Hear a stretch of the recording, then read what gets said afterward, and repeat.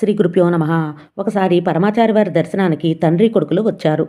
ఆ తండ్రి మహాస్వామి వారితో, స్వామి, వీడు నా కుమారుడు. ఏమి చెప్పినా వినడు, ఏమీ చెయ్యడు, పెడగా జవాబు చెప్తాడు. మీరు దయతో మా అబ్బాయిని సరైన మార్గంలో పెట్టండి అని ప్రార్థన చేశాడు. అప్పుడు స్వామివారు ఆ అబ్బాయి వైపు కూడా చూడలేదు. మొదట మీరు మీ ప్రవర్తన మార్చుకుంటే మీ అబ్బాయి తనంతట తానుగా మారిపోతాడు. మీరు గురువులను, పెద్దలను గౌరవించండి.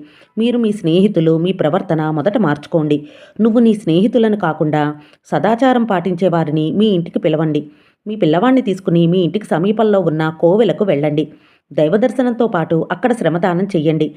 చెట్టుకు నీళ్లు పోస్తే ఆకులు అవే అందుకుంటాయి అని మరవకండి అంటూ నర్మగర్భంగా కుమారుడికి బదులు తండ్రిని సరిదిద్ది ప్రసాదం ఇచ్చి పంపించారు. తనను తాను ఉత్తముడుగా భావించుకుని కుమారుణ్ణి సరిదిద్దమన్న ఆ తండ్రికి ఆ సర్వమూ తెలిసిన మహాస్వామి వారు ఇచ్చిన సలహా. పిల్లలు తల్లిదండ్రుల్ని అనుసరిస్తారు అనడానికి ఇదే ఉదాహరణ. శ్రీమాత